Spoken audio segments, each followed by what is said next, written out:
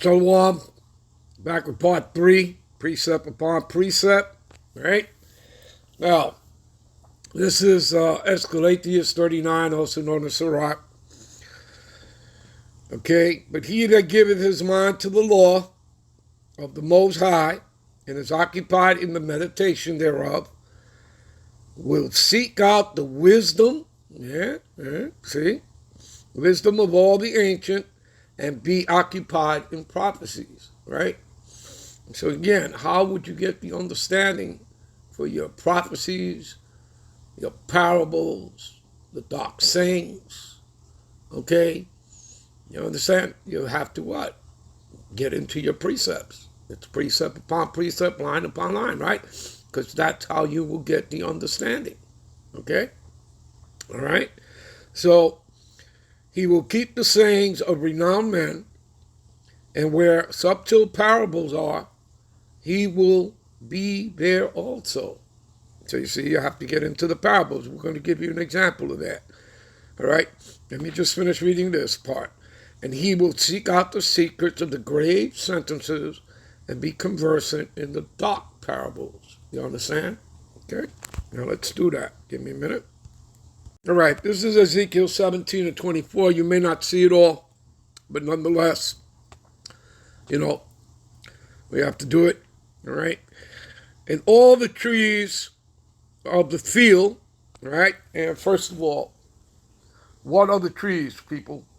The trees equal people, all right? And the field is the world, all right? For you people who don't know that, okay?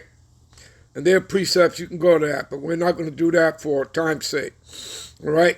So all the trees of the field shall know that I, the Lord Yahweh, have brought down the high tree, okay? Now, the high tree represents Esau, Edom, the wicked, right? Because he sits in the power seat. So he's in his heaven. Why we, Negro, Latinos, and Native Americans, we're in our hell, right? Do you understand? We are the low tree, which this is about to get into, all right? So, and we'll give you the understanding, the further understanding of this dark saying, this dark parable, through what? Through the precepts. We're going to get to that. All right, so I, the Lord, have brought down the high tree, which is Esau. That's what the Lord is in the process of doing. And remember, everything is a process. Have exalted the low tree, which would be the nation of Israel, made up of you Negro, Latino, Native Americans, and have dried up the green tree. Again, that green tree representing Esau, Edom, all right? And have made the dry tree, which would be us, right? The valley of dry bones, Ezekiel chapter 37. You get that, people? All right?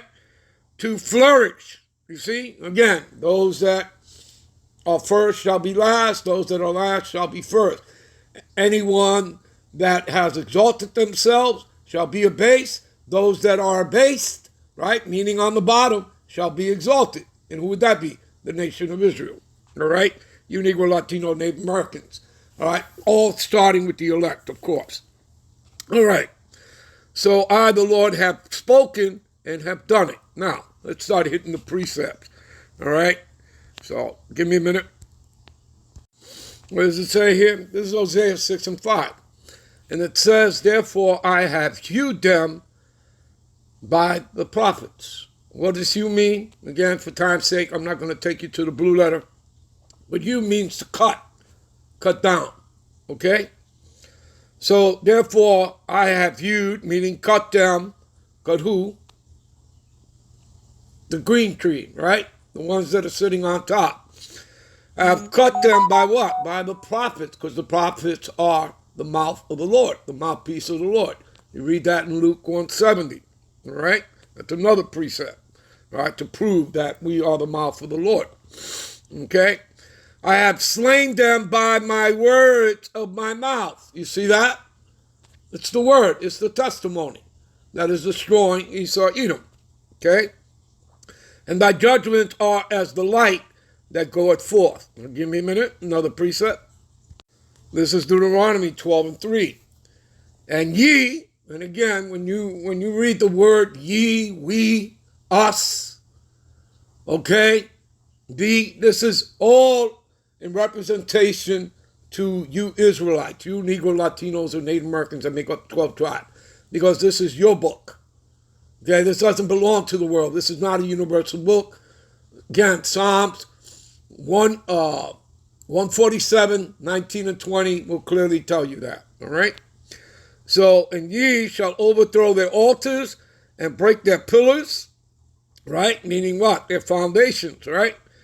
And burn their groves with fire, and ye shall hew down, cut down the graven images of their God and destroy the names of them out of that place. There you go.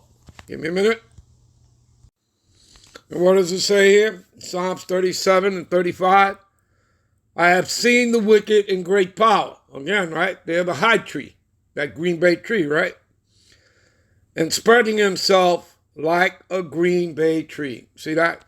And I don't need to tell you who the wicked is or take you over there. Job 9:24, the earth was given into the hands of the wicked, right? Covereth the faces of the judges, right? Where and who is he? Well, the answer is where?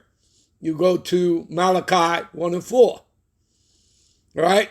Where Esau saith, I'm impoverished, but I will return and build the desolate places, and the Lord shall call them the border of wickedness, all right? Whom the Lord hath indignation, which is righteous anger forever with them.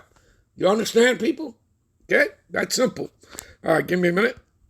Let's further back this up. So far what we've said, this is, again, still Psalms 137. We'll start at verse 1. Fret not thyself because of evildoers, all right? Neither be thou envious against the workers of iniquity. Again, talking about the wicked, Esau, Edom, right? That, the high green bay tree, right? So they shall soon be cut down like the grass and wither as a green herb. You see that? You people understand that? Okay? Are these precepts? Do you see how they all come together? Do you understand that?